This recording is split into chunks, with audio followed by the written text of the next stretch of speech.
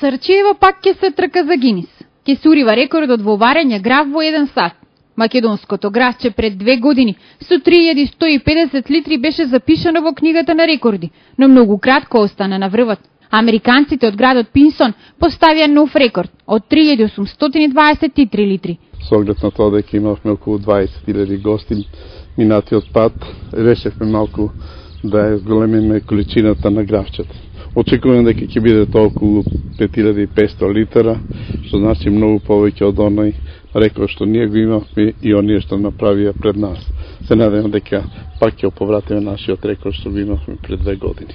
За да се собере новата количина, ќе се надградува и казанот. Диаметрот од 2 метри ќе остане, ќе се гради само во височина, па сега огромниот казан ќе биде висок 2 метри и 40 сантиметри. Казанот кој ќе се реконструира, бидејќи висината на казанот е 1,30 м, со цел да собере 5,5 тона, уште 1,10 м ќе се надгради со специјални подпори.